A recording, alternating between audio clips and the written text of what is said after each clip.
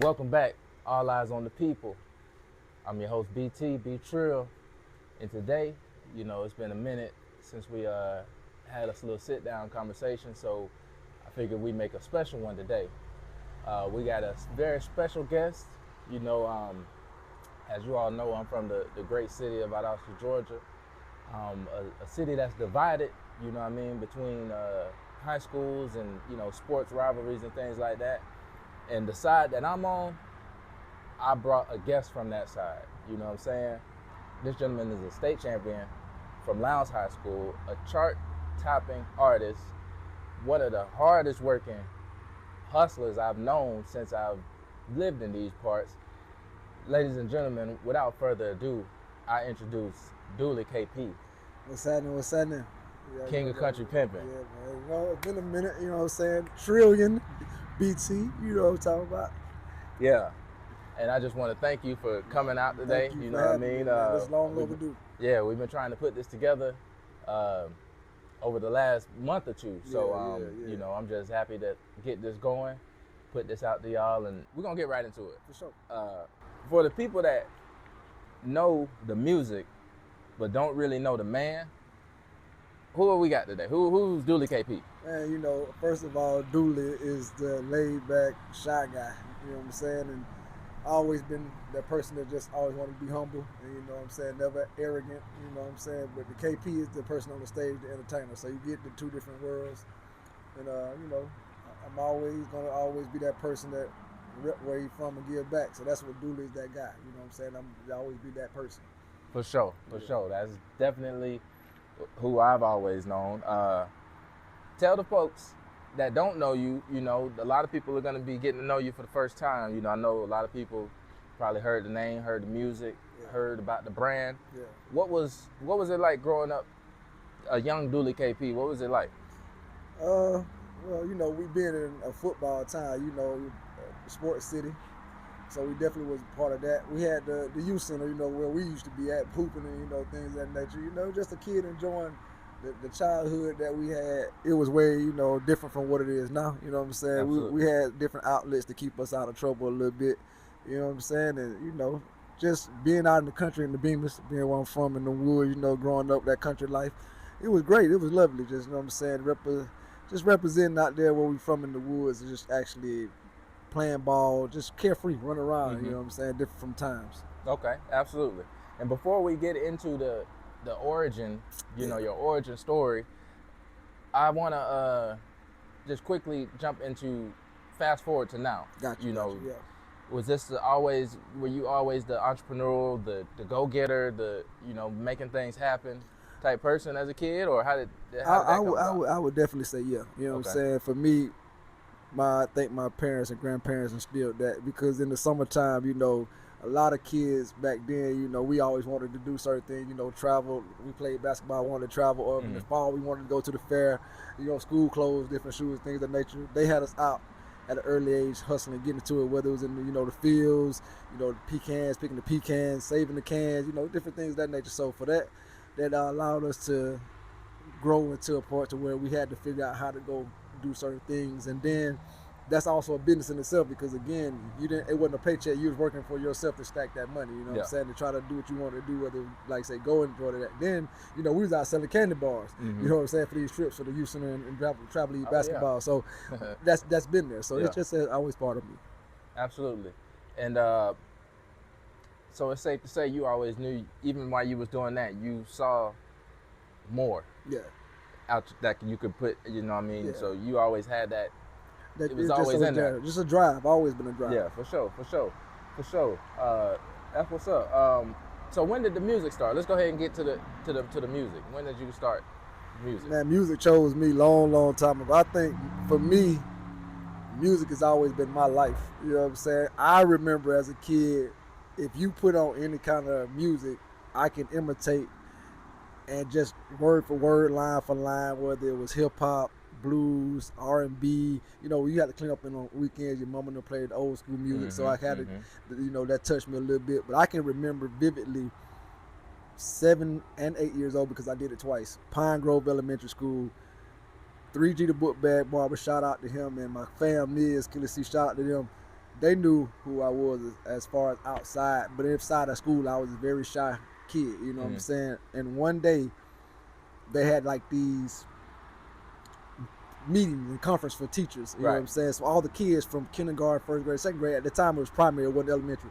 We were all outside. So they had this black and yellow jukebox, and we was playing Bell Bill DeVoe. I'll never forget the music that was playing.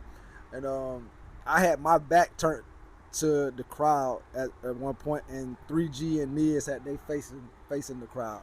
I was actually doing the steps and doing the music for the Bell Bill DeVoe Poison and Do Me.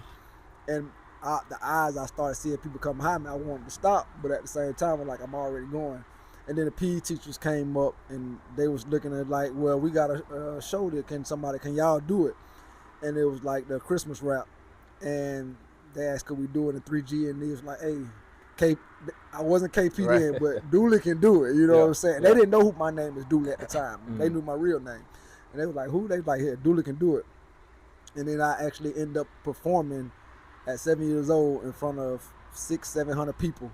And it did it so well that came back the next year and did it again. So that's my journey to music until, you know what I'm saying, everything since then I was just freestyling, test raps. Yeah. I remember rapping at the pep rallies, you know, in front of everybody at school. But professionally, it just started, to the point to where I didn't never want to be the artist. Right. I always wanted to, I felt like I was never the guy to be the MC. So it started back in 2001 when I started, the countryside situation and grabbed some kids in high school, which was Darius and Johnny, Most Hated, Dirty Red, and Automatic, and was like, let's go. And that's what started that journey. But then it just so happened I was able to get on the record, and then I was like, okay, they was like, you got to be in this, it kind of just fell into play. Yeah. So. Wow. That's some backstory I didn't really know for sure. Yeah. I didn't know that Darius Most Hated was your first group or first act. They're the very first people we went to push. Okay, interesting. Okay, so got the first performance, which was the Christmas rap. Yeah. You kind of just, like you say, it chose you. Yeah. You know what I mean? People kind of put you in there. Yeah. You know what I'm saying? But I guess when did people start taking you seriously was it with Most Hated or was it when you stepped out on your own? When we did the Most Hated situation, I was going to college at the time. As a matter of fact, at VSU, and we stayed across the street from VSU. We ended up going to the Moon in Tallahassee one night. It was like a Thursday night, and we recorded Lockdown. And I just, at the time, Automatic and Darius was still in school. Yeah. And we end up telling them, hey, we gonna go down to Tallahassee. And they were like, we gonna ride. I was like, y'all gotta go to school in the morning. You know what I'm saying? But we end up going down anyway. Me, Womp, Automatic, and Darius ended up going down, took it to the Moon, and we played it. It wasn't mixed or mastered or nothing.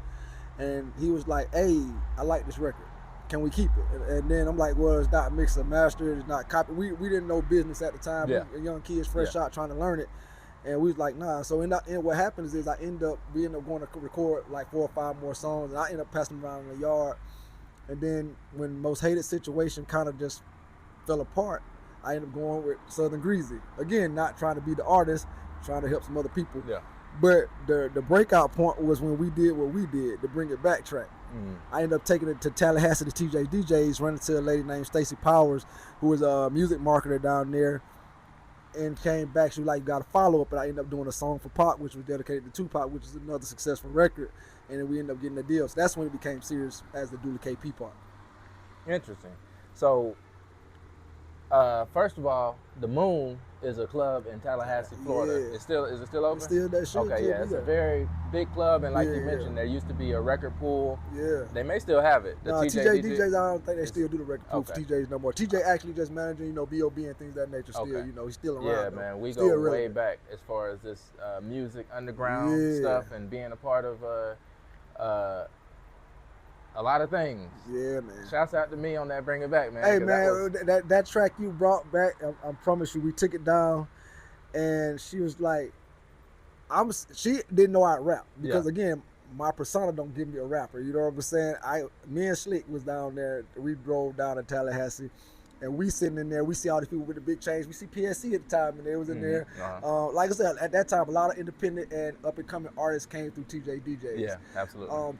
So we down in there, and she actually thought I was an actual executive.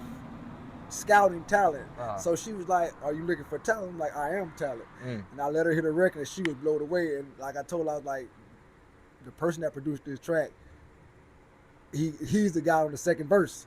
And she was like, "Wow." I'm like, "Yeah, he did it all." So that record really opened the doors, you know what I'm saying, for the Dooley KP situation as well. That's why I like, yeah, it's certain people that play intricate parts, and that's why I would never forget those humble beginnings, and I'm always gonna make sure that I give y'all credit and just do, because if it wasn't for them, the doors probably wouldn't have been open. Much appreciated. Much for appreciated, sure, man. For sure. sure. Much appreciated. So, how does a guy from Valdosta, we know about the hard work, but how does a guy from Valdosta end up touring, traveling, performing? You're on stage in Puerto Rico, you're on stage in Philadelphia, you're on stage in New Mexico, Las Vegas. You know what I mean? We come from a city of 60,000 people, yeah. You know what I mean? And it's like, you live in a lot of people's dream, you know what I mean? For me, it all started for Texas Relays. Okay. I've heard of that. I'll never forget, me and One Man, shout out to One Man also, we actually was coming off the Song for Pac situation, and we ended up getting that deal. We got our first deal for the distribution, and we end up seeing a situation in Texas where they're looking for artists. I got on the Greyhound and end up going to Texas Relays by myself. Nobody go with me. Wow. Nobody on the camp went. They all had situations or whatever. And I got down there and I performed, and then I had ran into a promoter. He was like, "Where you from?" I'm like, "I'm from Valdosta, Georgia." He's like, "Never heard of it." I'm like, "It's a small city, bro." I'm like, when you say Georgia, and all they know is Atlanta and Macon, nothing below Macon. Right. And I told him, like, I'm right on the Florida line. He's like, "Bro, I'm gonna tell you a secret." He said, "You don't have to leave your city. You can take your music outside your city." He said, "You can still be in your city, but you gotta take your music outside your city." Right. So for me, that was my thing. Well, okay, I don't have to leave. I'm gonna just take my music out, and then I started taking the music out, and then people started gravitating to it. And next thing I know, I was end up getting booked for shows, and people liked the shows that I was performing, and I just end up going to networking those music conferences and networking and reaching out to people, and that's what learning on the job. Yeah, on the fly. For sure. Yeah, that's what's up. Learning on the fly and picking it up as you're going and moving forward. That's very important, man. What's been your favorite city to perform in since you've been moving around like this? That's a tough one, because I just did North Carolina, Fayetteville. Shout out to Fayetteville, man. Hey, that was a great place to perform. But Taos, New Mexico was definitely one you would never think, you know what I'm saying, that area. And like I said, Taos is, I've heard of Albuquerque, I heard of Las Cruces, but Taos. So that was definitely one. But shout out to them. Yeah, definitely. I would definitely, the home team, man. Like Valdosta is always gonna be the best place to perform for me. Yeah, man. We gotta definitely always gotta rep when you're in the city, man. Yeah, it's always gonna be the best place to perform. This guy hardly is in the city now. What they say? Always gone, hardly home, but always gone. Man. Hardly home, but always repping. Yeah, you always rep that back. Yeah. I 229 all day, man. Yeah, man, for sure. So tell me about Countryside Records. Like, going back, why did you decide to build your own lane instead of trying to go to, back then everybody was trying to get on the radio, trying to get a deal, trying to, we all figured there was a certain way to do it back then. Yeah, they were trying to get signed. And, you having the, what y'all get into later, having the Master P persona, that I I say that respectfully, just being a businessman like that. You saw something else. You saw taking your own lane. What was that a P move type thing? Like, were you? It was, so for me, P was definitely inspiration. I'm a student, and I felt like I tell anybody, if you want to do anything, whether it's basketball, football, tennis, hockey, music, whatever, you gotta learn from people before. Right. So me, I'm a student, and one of my favorite hip hop movies is Crush Groove. Okay. And like I said, I am hip hop, so of course I'm always gonna go back and research. So Crush Groove, Russell Simmons, it was based off his life when he started Def Jam. Yeah. And he started in a college dorm. Remember, again, I'm in college when I started Countryside Records. Gotcha. You know what I'm saying? So he started out of a college dorm, him and Rick Rubin. And then I end up watching Easy's story. You know, Easy wasn't a rapper. Again, I didn't want to be the rapper, but I fell into the situation. I watched Luke's story. Luke was the only truly independent person without nobody. He really did a lot of distribution and everything on his own. And he fell into 2 Live Crew because he didn't want to be the artist, but he had 2 Live Crew, and he ended up being in that. So I kind of watched all those people, how they put their record label together, and then I was seeing how a lot of artists were saying they wasn't making no money being signed. Mm-hmm. So I got with one man, he kind of gave me this thick book, I'll never forget, and I don't like to read, you know what I'm saying? So, but I read it, and it taught me about the publishing, the mechanical rights, the merchandise, and all the ways that you can get paid for music if your paperwork is right. And I was like, you know what? I want to go this lane instead of that lane. Yeah, shout out to him, man. Because, look, people see things in you and provide things that can help you move along, you know what I mean? And a lot of people, you know, we overlook those opportunities, the help and whatnot. And it's like you took full advantage of it, you learned, and made yourself, you know what I'm saying, valuable. Yeah, I definitely hate, like I said, I definitely didn't like reading. I stopped reading when I got to middle school. It was like, bro, reading is not, if it ain't something that's going to catch my attention, I don't like to read. But I know professors told me you can't be a great writer if you don't read. And I was like, well, I don't think I'm going to ever do that then. So there's a vision, you know what I mean? Like you say, you following the Russell Simmons, you know what I'm saying, playbook, so to speak, and we're midways, you know what I'm saying? So you got a vision that you're gonna fulfill. You know what I mean? So that's big. What does Countryside Records represent? Like, it represents. What does it mean? For me, it means. What's the name Countryside Records? It means Valdosta all day, Bemiss all day, Hahira all day, just 229. You know what I'm saying? When people look at the South, they don't want to be called country. They want to be called Southern because they think country is slow. Right. So for me, I embrace that. I am from the country. I am from the woods. We don't have the big city skyscrapers and, you know, things of that nature, but that don't mean we're not intelligent. That don't mean we can't move.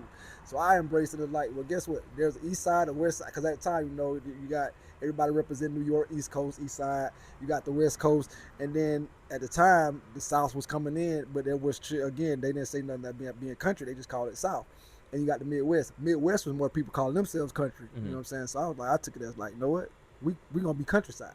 We got the east side, west side, north side, south side. Let's do a countryside because that's what we rep. I like that. Yeah. So before we move on, you know, like I talked about the vision and you gave me the meaning behind it, you know, the backbone.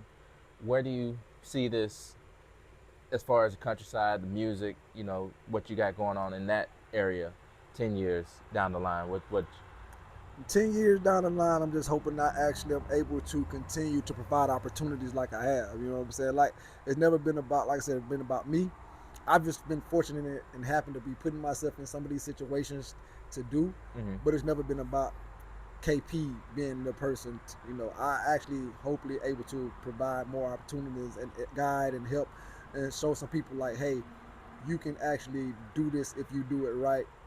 Hard work, perseverance, you know, being persistent, never giving up. So 10 years from now, I want Countryside Legacy to be saying, hey, even if you're not an artist on Countryside, if you're affiliated with it, and we was able to help you grow to the next level. That's dope.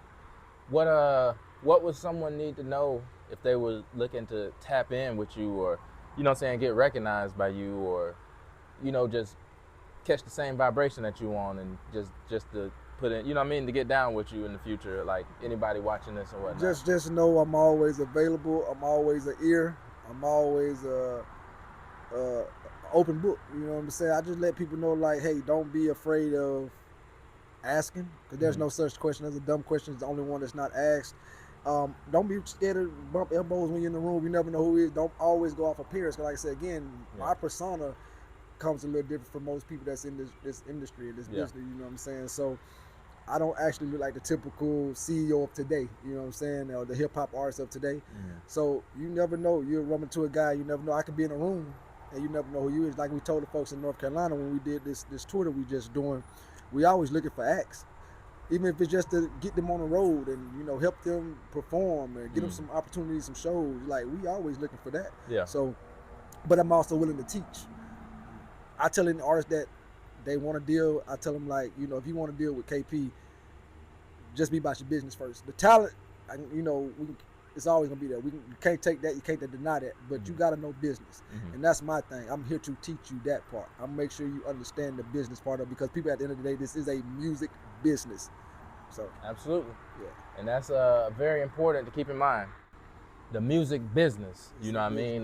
That's one thing I learned. It's like you got the music game, the rap game, the music business. Yeah. You know what I mean? It's just a lot of different aspects. You know what I'm saying, that people overlook, and they just look at it as one big thing. Yeah, they at the end of the day, people don't understand. It's multiple ways to get money in this business if you got your paperwork right. Yeah. So. Yeah, absolutely. Thanks for watching. And before we get back to the conversation, I want to ask you something. Everyone that you see on this show started with a story, a challenge overcome, a lesson learned, a business built, or even a perspective worth sharing. You see, we don't chase fame, but we do look for interesting people, founders, creators, community voices, or just ordinary people making an extraordinary impact. If you know someone that's building, changing lives, or has a story that could inspire others, nominate them, or even nominate yourself using the link below, using the comments, or even sending a DM, because every story deserves to be seen. All right, let's get back to the show. There's a lot of talent out here in Bemiss, and get it all. Happy Bemiss Day, y'all.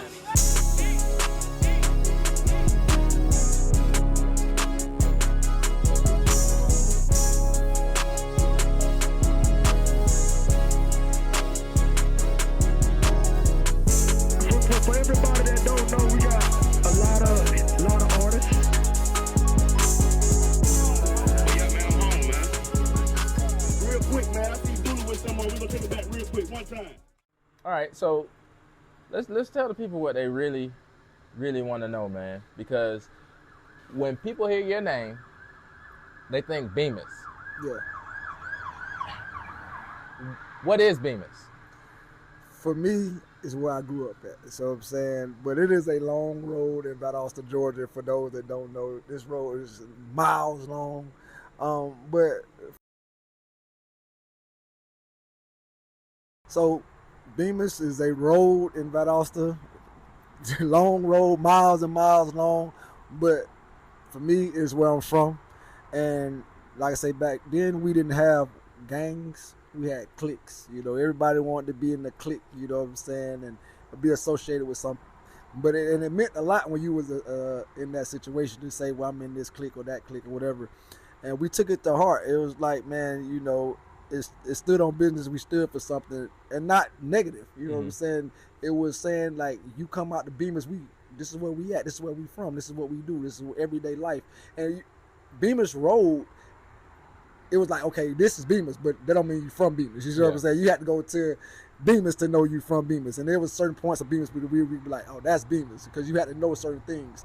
You know what I'm saying? Just like when people be like, I'm Atlanta, but you have to know certain things about Atlanta to say you so Atlanta. You know what I'm saying? So if you don't know about certain points of Bemiss, then you can't say, oh, I'm Bemiss. Nah, if you don't know about the youth center, you don't know about the Swan and Swifties, you don't know about the trailer park, like all this stuff that was going on at that time. If you didn't know nothing about that, you couldn't really say, oh, this is Bemiss. Look, for the most part, I'm Bemiss. Yeah, that part. Yeah, because again, Stud Still on back was still considered actually a part of Bemiss. You know what I'm saying? Because it was still in that area. The woods. That's what's up, because look, you have successfully organized Bemiss Day Reunion for 14 years. 14 years. So that right there says a lot itself. You know what I mean? And although it's not, like a city recognized thing or a county recognized thing, you put the work in behind it to where it's just as, you know what I'm saying, it's put together just like something like that, It was started out as 4 people, and we was in different areas, but we all had the same vision. Me and Leon was in Arizona with it, you know what I'm saying? Shout out to Leon Montgomery. And then we had Block or Steve Davis and Jennifer Allen was in Valdosta with it, and it was like minds were kind of thinking at the same time. We had the East Side Day, you got the West Side situation. We're like, well, why we can't do that for Bemiss? And we all kind of just linked up and put our minds on certain things. It was like, okay, what can we do? You know what I'm saying? How can we represent for our community? Because that is our community, you know what I'm saying? For sure. So, and I always love to give back to Bemiss, you know what I'm saying? Because they don't have the same outlets that we had. A lot of these kids don't have the same outlets that we had. It's like, you're right. the opportunities don't exist. So if we're able to do something for them at least once a year, hey, it let them know, hey, I'll never forget where I come from. You know what I'm saying? So.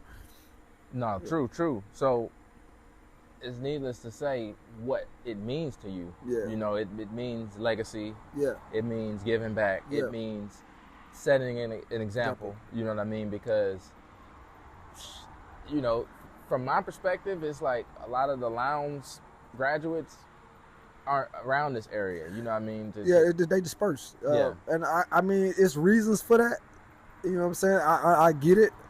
But again, never forget where you come from. Like these roots and these grounds is what made you. You know what I'm saying? Right, I know of people that leave, but you gotta understand, we had national champions, you know what I'm saying, on the college level and Super Bowl level, you know what I'm saying? R.I.P. Burns, Sweet Pea, you know what I'm saying? He had a ring on every level, you know what I'm saying? Jay's been in the league. We had Ratliff. We've had people go successfully on to, but coming from these grounds.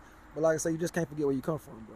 No, and you do a great job of tapping back in. Yeah. You know what I'm saying?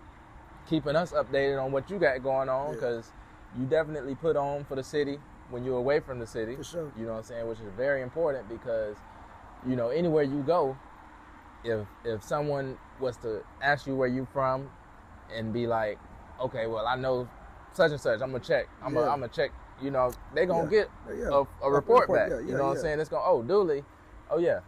He Bemiss. He you know what I mean? He one of them ones around here. I always tell people this: when all the opportunities come my way, I try to reach back home first. You know what I'm saying? Like all the tours, I've been doing my own tours and putting on these tours for like 7 years. And every time I try to always tap in with somebody back home to be on that road. Now if they do it, then that's a different scenario. But now we got Crunch Time. Got Next was on this one. My fam Shot of Shiesty first came out the woods on this one. 3G the Book Bag Barber, he's been on the one in New Mexico, so he actually came out there to do that thing. So he's been on one before. We got what I'm saying, Luciano, he's been on a couple. You know what I'm saying? So I'm always coming to tap in with the home. So my next one, after we do the Texas run, probably start around October, November, in between shooting film and movies and things of that nature. 'Cause I'm still writing scripts, but in between that, I'm gonna be looking to put on another one to try to see what else is out here in the city. You know what I'm saying? I want the world to know Valdosta. I want the world to know Georgia's bigger than Macon and Atlanta, bro. I know Field Mob was the closest thing to us with 229, and shout out to Field Mob and Albany and 229, but those are the biggest OE. You know what I'm saying? Yeah, shout out to them.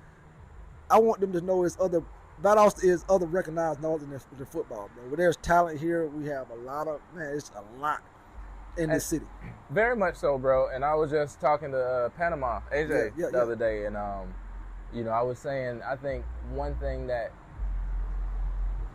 is not allowing us to cross that threshold is the division between the two schools, and when people grow up, it's still some type of division. It's definitely that. But it's so much talent and so much potential here that if the camaraderie was like he was telling me up in Atlanta, AJ was telling me up in Atlanta, they have like a day once a month where all the people from Mississippi that live up there, they meet and they see what we can do, like what you working on, what I got these connections, and it's like, that's how you stick together. Yeah, even with Atlanta being as small as it is, the city of Atlanta is not big, bro.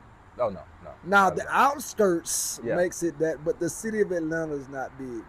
Even with Atlanta being that small, bro, look what the stuff they pushed out. You say, look at the things they do. I just feel like if we have people, like you said, sit down and like, what can we do? How can we go? And the opportunities that create themselves if we end up working together. You know what I'm saying? Because a lot of people have different connects and people that they deal with. So if you all sit down at the table and say, well, I can bring this and I can bring this and you can bring this, then there's no way that this can't grow and it can't be something big.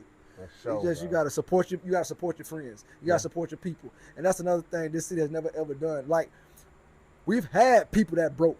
Right. You know what I'm saying? Right. From the Valdosta crew, shout out to Shy Love, Shannon, my fan Bonda, and RP crew. Like, the Valdosta crew got there. They was on So Def All-Stars, you know what I'm saying? Wow. We've had Barry B have that a major hit. So we've had Roll With It came through and was on the break. We've had the Scissor Boys was on the break. I, myself, we had that record that got us a deal. We've had the potential. Calleon, it's been people here. Yeah. You know what I'm saying? But the thing was, we've never all came at one time. And when somebody do go, there's nobody else supporting that person. It's like, he made it. We don't want to see them win. Yeah. It's felt like we don't want to support our own until we get to a state to where, like, dang, now it's too late. Executioner was one of the biggest songs that came out of here, bro. Fat Saxon, you know what I'm saying? Mm-hmm. Shout out to them. But again, nobody actually was there to be like, hey, and then also we don't know business. That's a big part of it. You know what I'm saying? That's we don't know a big part business. of it. And it's not even knowing the business all the way, but more so just having the mentality to sacrifice or to step aside and let whatever, you know what I mean? Because I think about Wiz Khalifa and his success, and, he came out of Pittsburgh. Yeah. And, of course, there were other rappers, you know what I mean? But he put the Taylor gang together and was like, hey, I want all y'all to be part of this, but we're pushing me. Yeah. You know what I'm saying? And that's where... And then once I get on, the whole gang going to be on. That's where we failed also, because we don't want to see the next one here. We want to see it's my time. Mm-hmm. Instead of saying, okay, well, if he got the movement, he already got the momentum, let's get behind him. Yeah. And now we know he'll come back. And that's why I say that's what I always wanted to do. I never wanted that. But I also look at what we had come through here and see what blew them out. T.I. in Valdosta a lot before I'm Serious broke. We pushed Dope Boys and Trap right out here in Nights. T.I. literally was in Valdosta a lot. True. But we pushed him more than we pushed our own. True. Same with, go ahead. Plies was another one. Yeah, I forgot. I wasn't even going to say him, but yeah, you're right. We pushed him more than we pushed our own. T-Pain.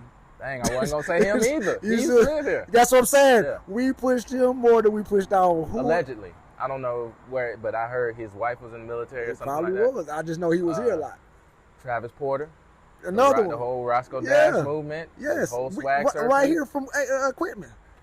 All that. Yes. Started here. We've had the opportunity to push others and never pushed ourselves. We got to believe in ourselves, man. We got to believe in the V. I don't mean to take that from VHS High School, Valdosta City School, but, man, look. We got to believe in each other, man, because we got it. It's been here. Like I said, if you actually putting these people on, like I said again, T.I., when he actually went on that Expeditionary episode and he was talking about the difference. Down. Yes, and when they was like, what is Valdosta? He knew because he been here. You know what I'm saying? He knew what Valdosta was. I met him in the night. Me too. That night. That's what I'm saying. So one of the nights. He's been here. Yeah. So I just say that just to say, man, we push others harder than we push our own, and it's crazy. Very crazy. He got a major point. What they say, I'm with you when you're right. Right, with you when you're right. So, man, tell me, before we wrap it up, I know you mentioned Olympians. Yeah. Give me that, because I haven't been able to get any info on that. Is that something that's coming out, or is that a new thing? That's so everybody got their people. Okay. Yes, they got the Beehive. Okay. You know what I'm saying? I am an Olapian. I'm What an exactly Olapian is that? guy. So, as you see what I got on, right? I actually was sitting there one day and I was listening to my music, and I'm like, I've always been ahead of time in certain cases. Not just me, but Valdosta has always been ahead in certain situations. Listening to music, I can recall certain situations. So I'm listening to music. I'm like, dang. I was listening to some of the old stuff. I'm like, dang, we were way ahead of our time, bro. Like, this music is kind of resurfaced. I can hear something somebody saying. I'm like, I said this and I did this or whatever. You know what I'm saying? I feel you. So I was listening to the old music and I was like, I think I'm from another world, bro. I don't think I'm from here. Yeah. I just don't think I'm from here. Either I've been here before or something, right? So I was like, I wonder how I can take that and, run that with what I'm doing. And I'm looking to like, what can I name my planet? You know, Outcasts have the AT-aliens, you know what I'm saying? I'm looking like, again, yeah, you know, because they felt like they was, you know, out of this world. Big Crit, Cadillactica, he felt like he's from out of his world. Like, so, you know, you don't have those things. And I'm like, what can I? And sure enough, the shoes was in a shoe box. And it was a polo box. Mm-hmm. But I read it backwards, and it wasn't intentionally. It was, I just looked up, and the polo was going backwards. And it was like Olap. I was like, oh, that's it. And I said, okay, well, I am from Olap. And then I was like, okay, what can you call your people? Call them Olapians. So all my Olapians, future, past, and present, that's what we are. That's dope, bro, because, you know, it's all about setting yourself, aside from setting yourself apart, you know, having something your people, your fans, supporters can identify with. Yeah, that's what they identify, you know. That's awesome, because branding is very important. I'm big on that, so that's very unique. And I was wondering, because I didn't know, and there wasn't really much backstory on it. So yeah, because I did the so I didn't never push or put Welcome to Olap and I Am Olapian EPs on none of the digital platforms, because I wanted that directly for my Olapians. And now the next thing I'm going to have is the return to Olap. Okay. And it is going to be A3. So it was 2 different EPs. This one is A3 disc EP all in one. Okay. You're going to get every side of the Olapian that you can, you know, come across. And me having so many personas, whether it's the King of Country Pimpin', the Country Poet as you know it, Mr. Fresh Out, Don Dollars, you know, those are different Olapians who actually there on the planet, you know what I'm saying? So yeah, you get the return. Species. Yeah. You know, so you get the return to Olap. We going back, and that's gonna come November. We looking to pull it out. We got 3 singles on the radio right now off of those, which is 6'4", Dirt to the Throne, and also Step Tonight. And they are right now doing rotation. So and then we got Step Tonight been jamming for a minute. Man, you know, we pushing that out. It's the situation to where it never dies. You got steppers. People like to dance. So I'm going, you know, but the next one I got something of a shock for y'all. It's very different. You know, some people like Southern Soul. I'm doing hip hop blues. Ooh. Yeah, we're gonna tap back in and find out a little bit more about that in the future, because that sounds very you know what I mean, contrast to the Southern Soul. So you know, eager to see how that sounds. Well, man, we're gonna get ready to wrap it up, man. I just wanna finish it off with a question. You know, in 30 years, you know, 2050, you know what I mean, when we are, you know, looking at the kids, grandkids playing sports and this, that, whatever, what do you want the people to remember, man? What do you want the people to the impact? What do you want the impact to be that you did when it's all said and done? I just want them to be like, I remember the person of always giving back to his and always repping his city. That's my only thing. I don't never want nobody to be like, oh, he's from here. No, I'm from here. I've always been here. I'm going to always rep here. I'm always going to give back to here. And I just want people to understand that, you know, being from 229 really do mean something. Like, if you look, that was my football number and my basketball number, 22 and 9. You know what I'm saying? So that 229 means a lot regardless. You see what I'm saying? So I just want to a theme throughout your whole life. My whole life. So I just want people to understand and you know, just remember me as a person that always looked out for his people, gave, and was a humble guy. Definitely. And before we wrap it up, do you have any words you want to leave with the people? I mean, for sure. Any encouragement or anything, man? So, any artist, not just artists, business, whatever you want to call yourself, don't let nobody dictate your path. Don't let nobody tell you it can take this long, because, hey, when it's your time, it's your time. There's no time frame on it. There's no expiration date on your dream. You know what I'm saying? It's only when you allow it. And just let the hard work, perseverance, persistence is always going to be key. And just to keep fighting, you know, that's for me. And, that's it. And also just shout out to everybody that's been rocking with me, supporting. Shout out to BT, man. He's been down for years. Like I say, Trillion's been there, you know what I'm saying, part of the success to start this. So shout out to him for having me on this podcast today, you know what I'm saying. And shout out to everybody out there in the 229, man. And also, I ain't forget the 602. So I'm out there in AZ. I got to let y'all know I'm here with y'all too. Hey, man. Couldn't have said it better, man. And we appreciate you for coming through. For sure, for sure. Ladies and gentlemen, this is All Eyes on the People, and we'll catch up with y'all next time. We appreciate it. All right.